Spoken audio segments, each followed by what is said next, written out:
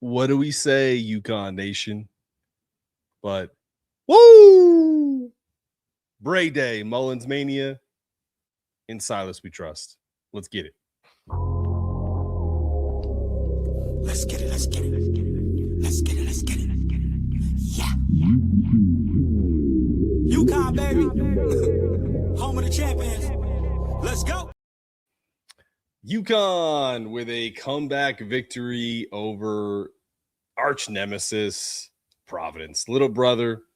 I honestly, I have no notes on this game. I started to do it, but like when we were down by 13, I was just frustrated at the effort. I was frustrated at the defense, and I'm seeing some of the chat, and I think that's why Silas was benched.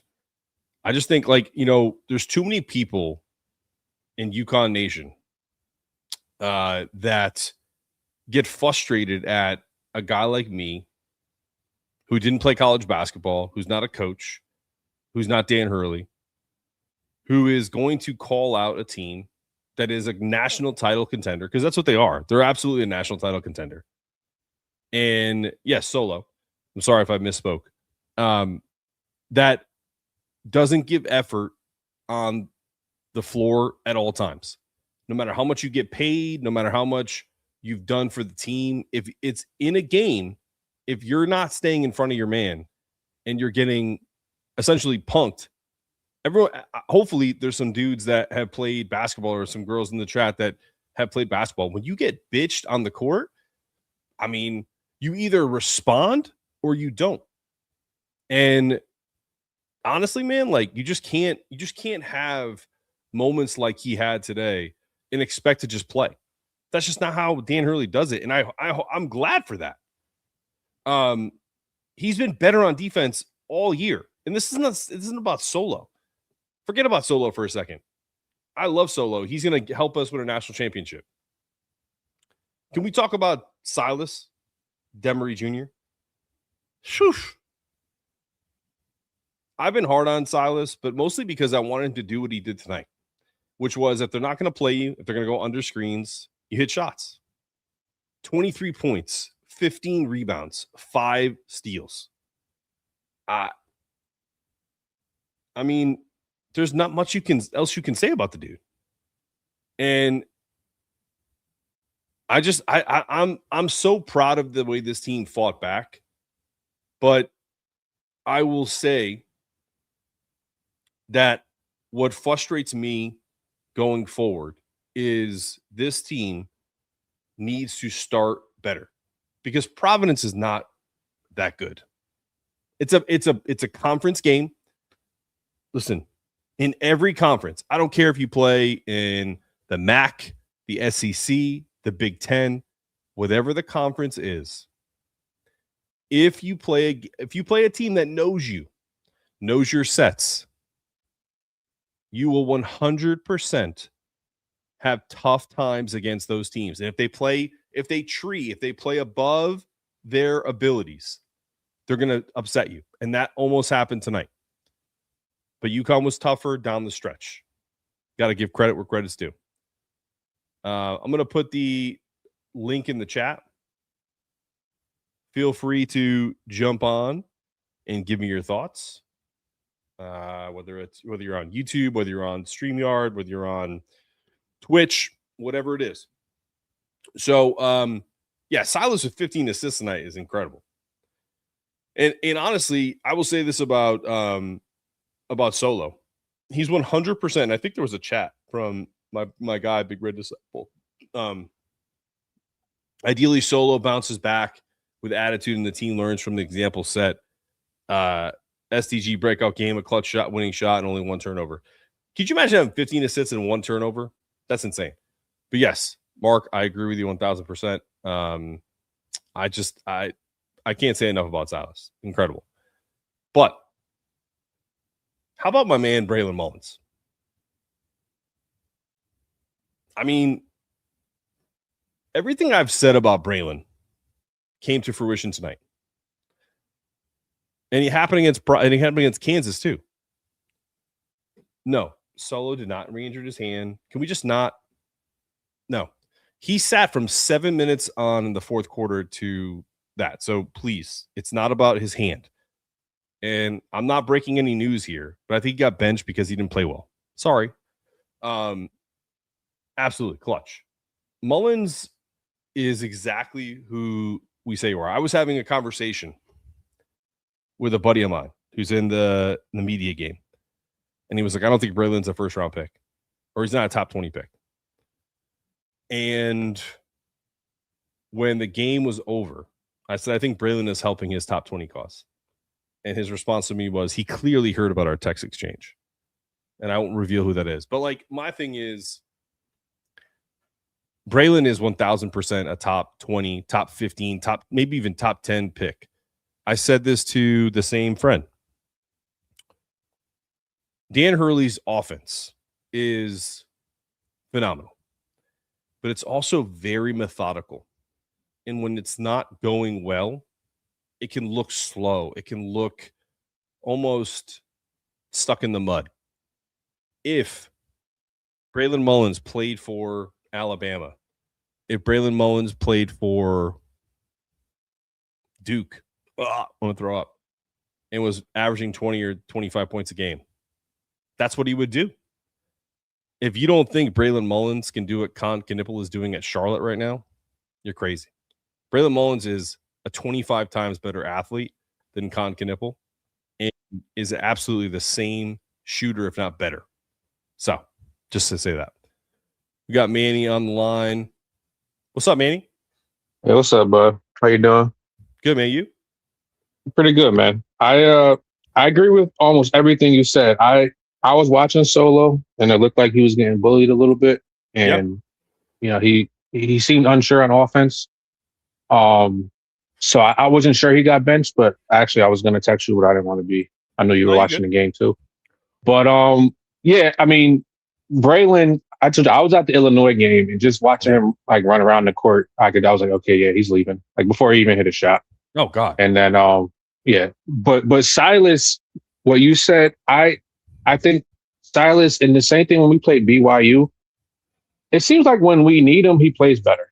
I think he's been trying to run the offense, not blend in, but do his job. And then, you know, when you're at that point where it's like winning time, where the game's in a spot, like muscle memory kicks in, even though you're still trying to run your sets. And that's when he's shown up. But this is the best. I mean, obviously, I think probably the best game anybody's played for us. But one thing I do want to ask you, though, because I was at the Butler game probably like a month ago, and the one problem not the one problem, but one thing, we did it in the first half. I feel like we're feeding Reed like too high in the post and letting him just go one-on-one. And then in the second half, even like when we got him that late bucket, we ran like a flare screen and then a curl, and then he got his guy pinned and he got an easy layup. Yeah, no, you're right. I think sometimes we force it with Terrace, but like I also feel like too you kind of have to do that. And I honestly, to me, it's on Terrace. Like it's like any post guy. Like if you dump it, like Manny, if I'm the guard and I give you a pass down low and you got 1-on-1, but for whatever reason you just don't have a handle on the ball and kick it back out. Sometimes happens to him. You got to reset, man. Like he's got to kick it back out or find a cutter. And I just don't think that's part of. Initially, that wasn't part of what their offense is. Like they just feel like sometimes I feel like with Terrace that he's so physically stronger than most that he gets that kind of like, you know, that shine, especially in the Big East games. And to me, like that just wasn't happening initially. Like, and that's credit to Providence because that kid Urshwan like just basically just like pulled the chair on him a few times. And sometimes you just have to like reset. Like I don't need Terrace to give me 30. I need Terrace to be efficient, but I also need Terrace to be tough, man. Like when he gets one of these balls down low, I seem to dunk on people, dude. Like I'm so tired of our big guys like laying buckets in, dude. Like it's happened for years, and Donovan was great at it. Sampson was great at it. But like sometimes those guys even would like lay stuff in, and I'm just like, dude, like because I'm not 7'2". If I was 7'2", I'd try to dunk everything. Like I mean I know that's stupid. Like that's just fan talk. But man, like no, I agree with you. Jam it on people. Do you I forgot what game it was because I was thinking the same thing, and this might be funny, but it's the truth. There was a game where he got the ball open and went up and got rim stuffed. Like Yeah, he tried he to did. slam it. You Yeah. remember that? I do. So when I saw that, I was like, all right, maybe, he don't got the bounce that. I mean, nobody was jumping like Samson. Like that's one thing I wish we had, somebody who could just catch the ball at the rim. That'll make Silas' job a lot easier. But but also, and after this, I'll shut up. He's not spinning to his left hand. Like they're playing him for the spin, and he's going back to the right hook like consistently. And I don't know if he's not comfortable, but But like I said, when I was at the Butler game, it was me, my best friend, and my cousin, who's like a high school coach. And it was like just taking the air out of the arena. And I want to focus on today, but that's the only thing in the first half. I'm like, we have too good of an offense to like watch Terrence play one-on-one for 15 seconds. And I just wanted to see if you saw that. No, I think you're right, and I think that there's some stuff that needs to be cleaned up with that. But like it looked different in the second half. And Manny Lynn, I appreciate you so much. I'm gonna go to JB here, and then to Big Larry after that, and then Lawrence, you're on Triple Deck. What you got, JB? Hey, Mark, how you doing, man? Oh, you're on the show. Let's go, dog. How you doing? Yeah, man, this is nice. How you doing? First, thanks for all the great coverage you've been giving over the last couple of years, man. I appreciate it. My first time calling the show. I've been watching for a while. Big East, rock fight, Providence. It always seems to be tough there, and this team was resilient and battled it out, and I think that's going to pay off in the long run. Silas played like a man tonight. Second half, they took every shot. Silas, 100%. Oh wait, I'm sorry. Keep going. Right. They took every shot Providence had. I mean, they had some of their worst 3-point shooters making baskets and making buckets. Number 5 was running down the court like a fullback every play. They took all the shots and they stuck in there, and Danny kept his cool at the biggest moments, and the team won. And that's what you're going to need. You're going to need those tough road wins, regardless if Providence is 8-6. It's a Big East road game, and they're always a challenge, right? Yes, I'm really proud of the way the team played tonight and kept fighting. And sure, Solo had his challenges. He had his off night. I don't know why we didn't see more Jaden Ross. Maybe the hamstring was a little bit twinged going into the game still. And Jalen played great in the second half. I thought Jalen Storr was a huge catalyst in this game. I know that sounds so wild because if you look at the box score, I don't think he played that many minutes, but hit a big 3 when they were down 9. And with literally they had 0 bench points. They were outscored 37-0 up to that point, and he hit a 3. And it, obviously Donnie Marshall's his cousin, so he's all hyping him up and stuff like that. But at the same time, like, do you know how hard it is to come into a game and not have any run and bang a clutch 3 from kind of the elbow extended? I am so like, if UConn wins or at least gets to a Final Four this year and has a successful year, wins the Big East tournament, whatever, people need to really throw flowers at Jay Stu. He could have left. He's taken a backseat to Brilen Mullins. He's legitimately played a lot of tough defense and has made some really clutch threes. And I think that's part of why Solo didn't play late, is because his length helped them get back into this game when Providence started to get a little itchy and throw the ball away. And I think that is a testament to Jay Stu. I know people get mad at me when I say I echo Dan, but I'm dead serious. Dan Hurley said that a long time ago in the press conference. The only reason why they're in this position is because of men like Jay Stu, and he showed it again tonight. Yeah, and he's got the length, he's got the size. I'd love to see him attack the basket a little bit more, because you just get glimpses of it, right? Where he just gets flashes into the paint, and then it looks very NBA like, right? Yep. But the thing about this team, it feels like when the big 3 of the 23 class, Ross Stewart and Solo, when 2 out of 3 play well, this team is really hard to beat by anybody's standards, right?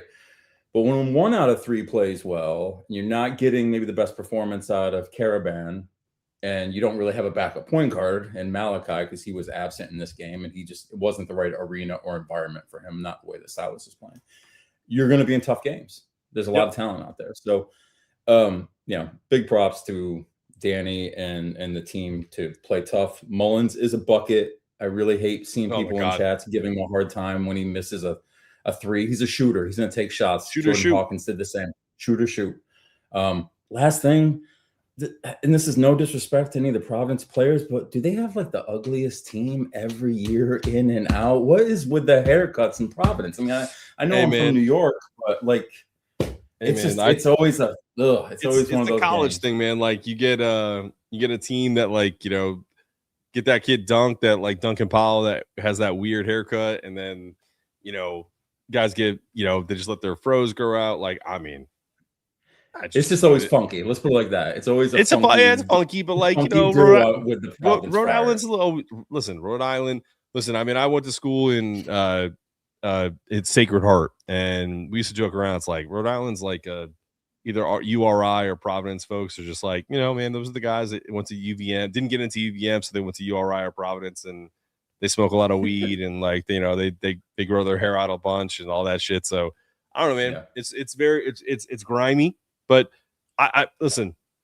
I give Providence so much credit because they came out like the way a fighter comes out in the first round of a fight when they face the heavyweight champion of the world, and they punch him in the mouth, and they're like, you know what, I'm here, and you know, I'm gonna be here all day, and I'm gonna keep hitting, and they just ran out of gas, man. Like they just ran out of bullets, and UConn it's just honestly I keep telling people that we escaped tonight, but there's gonna be a game in this 20-game Big East schedule where we lose, and it's gonna be like, how did we lose that game? This was almost the game. Yep. And it's going to need like a 60% 3-point shooting night from a Providence, or it's going to be a off night for us, you know, foul trouble, whatever, you know, Creighton, you know, a couple years back when they beat us in Omaha, when we had that incredible team, but they beat us by about 19 points. Like, oh yeah. That's just the 26-year-old senior game. Yeah. That's just the Big East, man. But that's conference play when you're the big dog. You know, as bad as the ACC was a couple years back, Duke lost one ACC game last year or two, and that's just how it works. So when Michigan almost lost to Penn State last night. Exactly, it just happens. You know, it's because Louisville was up 10. Know each other. It's because these coaches know each other. Yeah, it's they know each other, and we always lose to Seton Hall. Like it just always happens. So, well, you bring up one last thing I want to say. The free throw shooting improved in this game, and we needed it. It felt like every game we were saying, man, free throw shooting is going to bite us in the ass at some point in the season. And I don't remember many shots being missed in that second half or overtime. So give them props. Thanks for your time, Mark. Have a good night. I appreciate you, brother. Always a good time. I'm going to go to Big Larry. JB, thank you so much. Where you at, Big Larry? I'm walking. Dog? Hey, how you doing? Can you hear me? I can hear you, man. Yeah, I'm walking Hurley right now, the other dog in the house. I hate to pull this analogy, but this game reminded me of a game back in 1993 in my driveway with my little brother, Kevin Forearm. Kevin Forearm came out to a 6-0 lead because I was letting him shoot. You know, I was playing soft, playing pussy ball, let him go out to 6-0. I thought I was going to get skunked. Then I started to play a little bit, right? Started to guard a little bit. All of a sudden, it's 10-10. Once again, big brother gets little brother in a noogie and just noogies him out. Providence choked. Not a great game. We played about 80% soft, 20% big boy ball.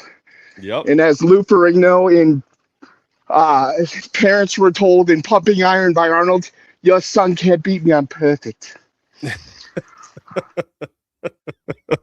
I love Big Larry so much. Hey man, let me ask you something. When you were watching this game, I know I get a lot of heat sometimes because I give an honest opinion, man. Like I just feel like this team is so talented, and you know, like if you listen to just beat reporters, if you just listen to, you know, fans that are like, you know, listen, this is the best team of all time, it gets soft. Like I feel like over time teams just have these games. Like it's a mentality, and this game has been coming for about 6 weeks, and I knew this game was going to be difficult because I bet, and I didn't touch this game until they got down 10, and then I bet them plus 300, and they won. And the reason why is because I knew this team would eventually start to kind of push it.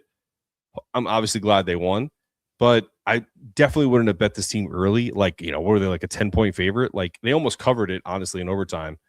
But I don't know, man. Like, I know this team sometimes better than themselves, and I just think people have a hard time when it's a guy like me versus like Hurley being like, we're soft and we're not playing tough. Like your analogy about little brother.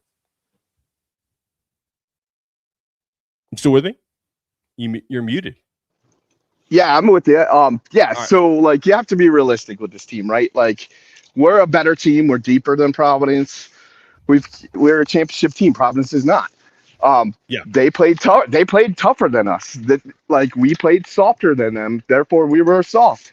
Like, I don't have a problem saying it. Like, we were soft for 80% of that game, and then we decided we were big brother, and we are gonna put them in a noogie. And have like, you ever we got to do brother? that the full game though. Like, you got to be honest with the team. Like, and if they did that Larry, the full game, it wouldn't be that close. Like, yeah, Terrace Reed in the first half, people have to admit, like, okay, he was getting fouled. Finish through contact. You're bigger than everyone on the court. Finish through contact. Like, that's what toughness is about. It's not about like getting calls or whining about calls. Finish through contact. Dunk the ball. Go up strong. Don't pump fake 20 times. You're bigger than everyone. I agree. Bully ball. Bully ball. I mean, like, that's what he's brought here to do. Like, he's the bear, right? Like, everyone.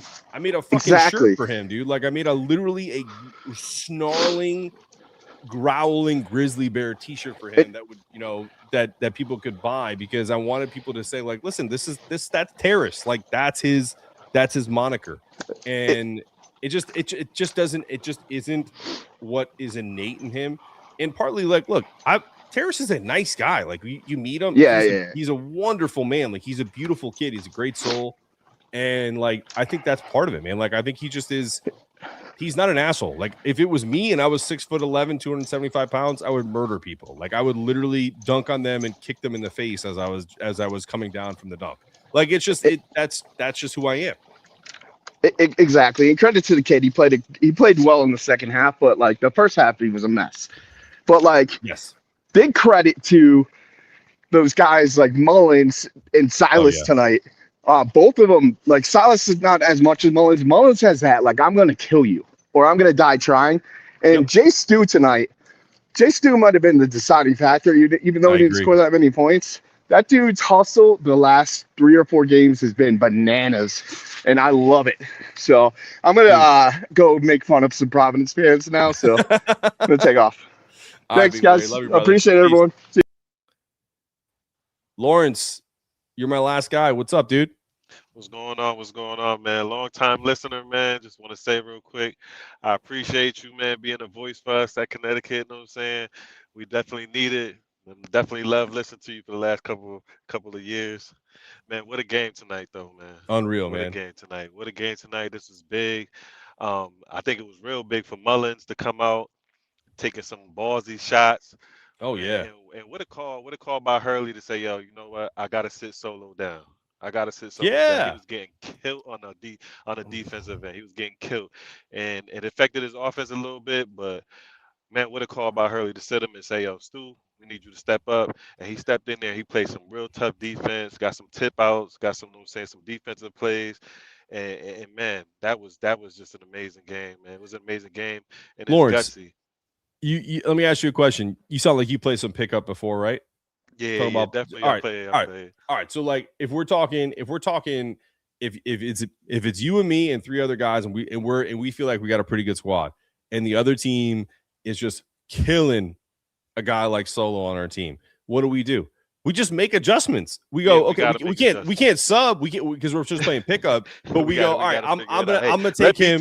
Let me take him. Right, exactly. That's all he did, right? He was just like, listen, I'm gonna grab him, and he put Jay Stu in the game or Brilen in, and was like, I'm gonna put a longer guy that's I'm sorry, like, I love Solo. Dude, I think Solo is going to continue to get us to a championship level team. But like, listen, man, like, you just got to make adjustments. And I'm not saying that he wasn't trying hard. I don't even think it's about trying hard for Solo. I think sometimes he just gets in his head.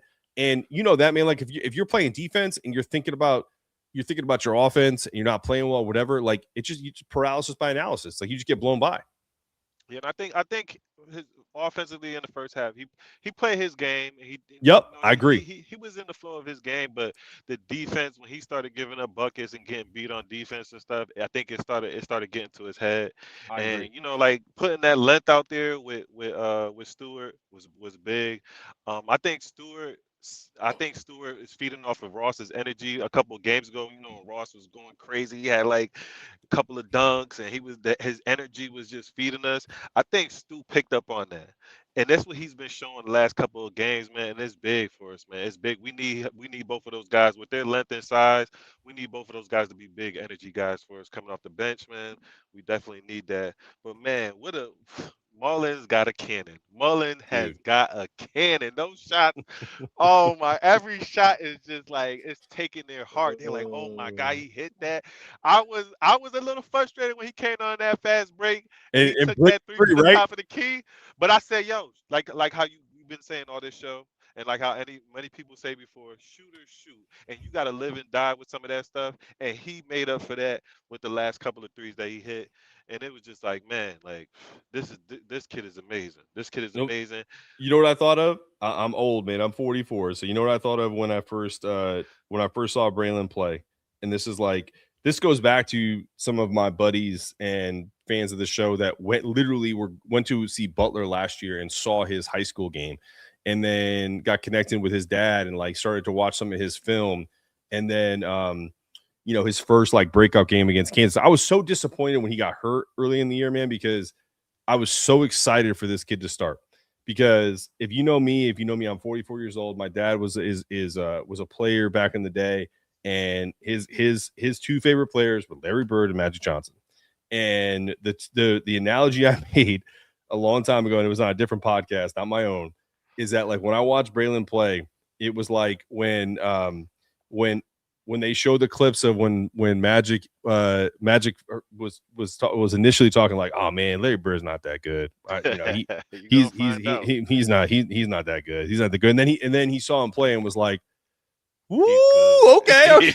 That's a bad man. That's a bad boy. Bad man." So that's how I feel about it. And listen, am I no way, shape, or form calling Brilen Mullins Larry Bird? I'm just saying the dude can play, and he is not the code words that they use for white kids that are sneaky athletic. That dude is a baller. He's athletic. He is all the things you would talk about any other player. And he's also a shooter. Like that. He's not Alex Karaban, guys. Like he's closer to Steph Castle than he is Alex Karaban. I'm not even trying to go there, but I'm saying like he's a dude.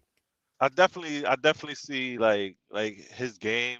Maybe not the same way, but when Hawkins started getting it going in that third year, like they're quick release, they're nice size, both of them like 6'5", 6'6", and then a little bit of athleticism too, like, and then like Mullins isn't a diva. No, he's not a diva. He started diving, getting on the floor. He's getting a little scrappy in there, getting the jump ball for us. That was big. And like, man, he's starting to find his game. He's starting to, you know what I'm saying, get his feet wet, and he's ready to take off. He's ready. I've been waiting for him to have this 20+ point game. And like how you said, man, I was a little frustrated that he wasn't playing in the beginning, because I said, yo, he's gonna be big for us, man.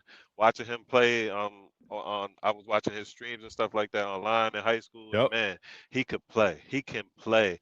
And now he's the same way Eric got his confidence up. Yeah, when he got his confidence up, I was like, he's gonna be ready to play in the Big East when we play a little bit late. He didn't play much today, but those little spot minutes count.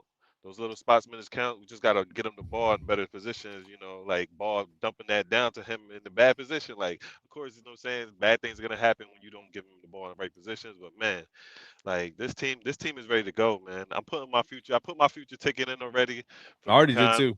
Man, and I like, people in one of these other chats I'm in, they're saying like, oh, we're doomed because you're looking forward, but man, when I see this team, I see that they can do great things, man. I'm really looking forward to this whole season, man. And let's not forget our captain, Oh yeah, Captain America. He played solid the close. whole game. I'm gonna pause you there because I felt like there was a. I felt like sometimes, and this is just the nature of Alex. I'm not calling him out on leadership, man. Like I just feel like sometimes there are lulls in his game, and it's because, and then you want to know why it is, because it's because each possession for UConn is like a set piece in soccer, right? You know what I mean? Like it's so intricate, it's so well crafted, and then sometimes it just doesn't work out because they've done 14 different actions and screens, and then he gets an open look and misses. And so sometimes I get frustrated with, like, if you're going to be that guy who isn't just a specialist in his shooting threes, he was 5 of 9 from 3, phenomenal game, but like going to the hoop and stuff like that, like he's been better at this year. Initially in that middle part of the game when they got down from like 5 to 9 to then 13, he didn't disappear. He still took shots. So I give him credit there, but he wasn't as clutch as he was towards the end of the game. So like, honestly, like I can't give him shit for it because he didn't crumble. Like he didn't like back away from the challenge. So like I'm not gonna totally agree, but I 1,000%, 23 points, 3 rebounds, was 8 of 18 from the floor. You can't hate on him, dude. Like, but like to me, like I want to see more consistency from Alex, like all the way through the game. That's my only that'd be like a very nitpicky. But dude, for a guy that's been here for 100 years and is as good as he is, that's what I expect. See, I just think he played a steady game. You know what Okay, I mean? Like, fair. and Yep. I think that saying, like you said, those moments where you just want to see him do more. I think that's why we got Silas, because Silas was able to Dude, Silas was incredible. put pressure on the paint. I mean, he what 15 assists, hit some big threes, made some key defensive plays or whatever down the play. I mean down the game or whatever. And I think that he's that person, and I think Mullins will fall into that too, where we can give him the ball when the offense breaks down a little bit and say, hey, get us a bucket, get us to the free throw line and stuff like that. And like I said, Karaban, he's great. I love him, man. He's gonna be one of my favorite Huskies of all time, man. When he leaves his shoes on the court, but man, like we need that from Demery, man. We need that from Demery bad. And like I said, the same way with the BYU game, he stepped up big this game. When things got a little hectic, he stepped up, man. He let us. He let us. Right before Mullins hit that 3, he yelled at him. He told him, Yeah. I think he told him like, yo, be ready. And as soon as Silas gave him the ball, Mullins knocked that down.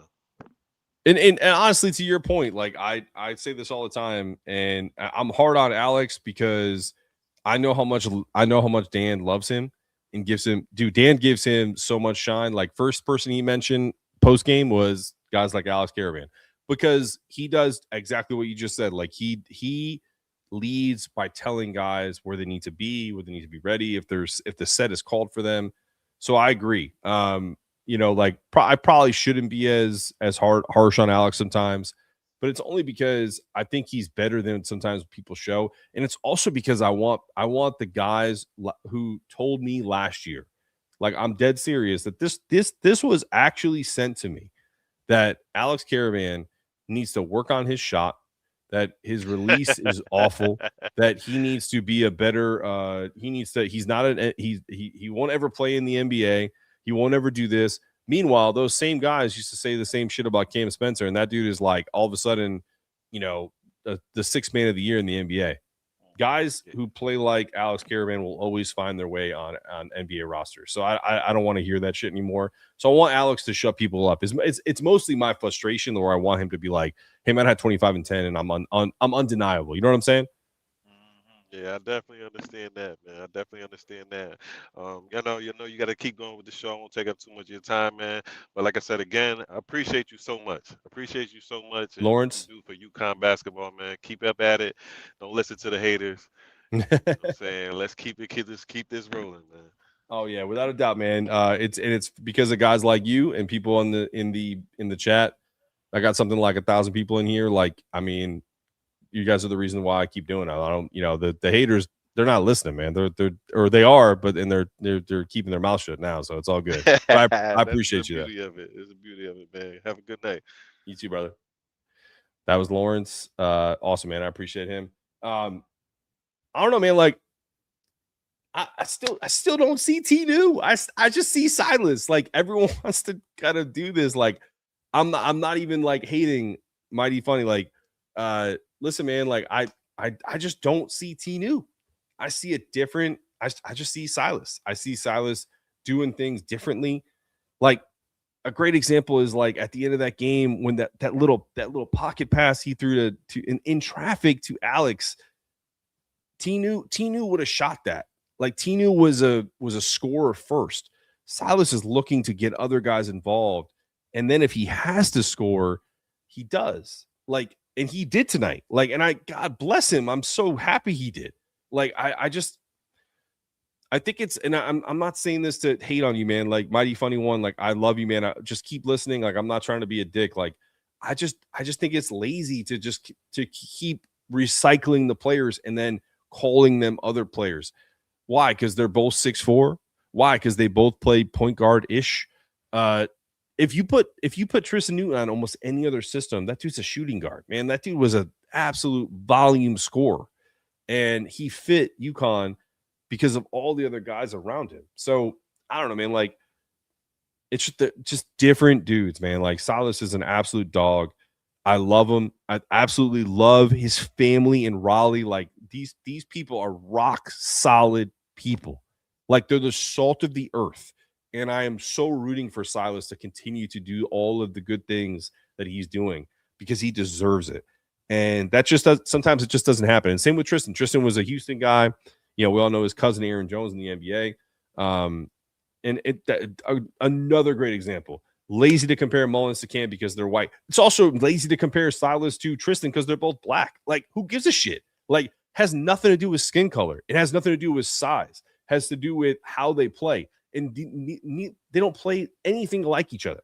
I think Mullins plays similar to Cam in the respect that, like, Cam was like 6 years ahead of Brilen. You understand what I'm saying? Like, Braylon's 18 years old still, guys, 19 years old. Cam came in as a finished product in a respect, right? No, that part I agree with. That's totally, but that's where, honestly, that's where the comparisons end. And here's the thing. Silas was not an under the radar transfer. Like that's where also we have to cut that off. When you come from East Carolina, which I saw him play at East Carolina because I'm a psycho and I live down here. Bro, no. This kid played at Georgia. He played in the SEC. Tons of teams were after Silas. Nobody was after Tristan. So that's where you're wrong. I'm sorry. Dude. But I also could see Brilen doing that in like 2 years. Simple as that. We're going to go for a few more minutes here, guys. If anyone else wants to jump on, I'm going to put the link in the chat again. Feel free. But I'm going to stop soon because it's about almost 10:30. And I got a beautiful wife and children downstairs that are maybe awake. And I want to see them before I go to bed.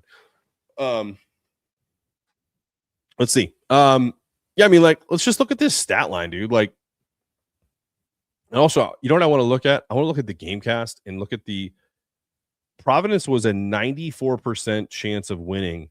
96% was their highest with 2:49 to go when Alex made a layup and Providence was up 9 with 2:49 to go. So you kind of had a 4% chance to win the game. It got to 96.2%. And then let's see what happened. This is why I said this shot was the most important shot in the entire game.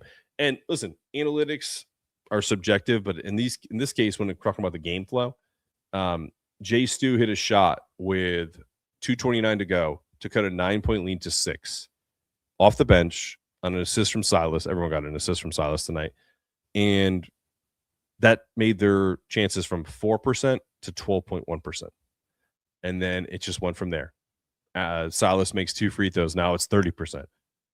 Alex makes a 9-foot jumper, and then it cuts to that's that little jumper I talked about. Then it's now it's up to 31%. They get a miss. Now we're talking Jalen Sellers makes that 3-pointer, and all of a sudden it drops back down to 83% that Providence was going to win. And then what's the next shot from UConn? Alex makes a huge 25.3 again, 25-foot three. And it's also assisted by Alex. And then Silas obviously does the rest. UConn misses the three-pointer. Terrace, honestly, I thought Terrace got fouled at the end of the game where they made the layup. But I'm glad they didn't call it because I wanted UConn to win that game in overtime just based off of like I think that was a better deal. Like if Terrace hits that and one, they go up 90-89. And then I think PC probably hits a shot at the buzzer to win it because they had that momentum. And once it got to overtime, it was like, barbecue chicken, as they used to say. Maybe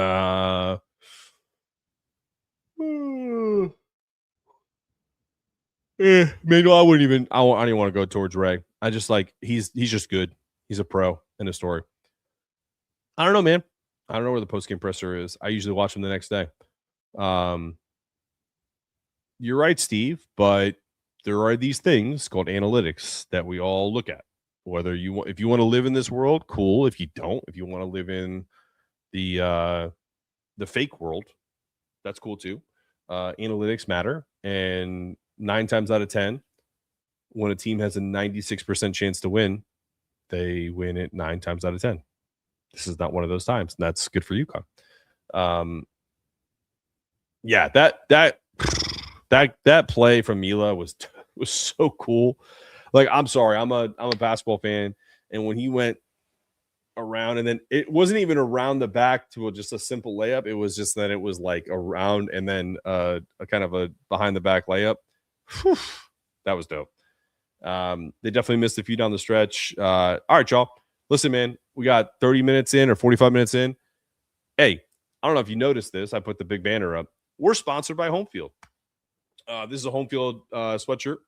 Go get anything at Home Field. I don't have discount codes right now because Home Field doesn't use them, man. Like there are certain times in the year, just pay attention to us because if you like Home Field stuff and you're a loyal listener, absolutely. Oh my God, he did not travel on that play. Jesus fucking Christ. I'm so ADD that made me pissed off that he did not travel. If you like Home Field and you are a UConn fan or a Big East fan, or your wife is like my wife and she's a Tennessee fan, go to Home Field, buy her some Tennessee apparel, go buy some UConn apparel for you. And dude, this is the most comfortable gear in the world. Like I make stuff for myself and nothing beats this. I can't make stuff like Home Field does. Just being honest. All right. There it is. Home Field, Big East energy. Love it. Hoops Cap Live. Guys. What's the meme with Scorsese? Cinema. UConn, cinema tonight. Absolutely love it. I love the energy tonight in the chat. Love all the callers. Love you guys. Really appreciate it. I'm blown away at the support. Appreciate you guys. We'll see you next time. Took 4 steps. Oh my God. How many steps? I almost want to keep going. Just, do you want to come on the show? Like, dude, there's no way. 4 steps? 3 steps. Goodbye. Peace out. Love you. Go watch the tape. Go UConn. Roll skis. 11-game winning streak. Holla. Let's get it. Let's get it. Let's get it. Let's get it. Yeah. UConn, baby.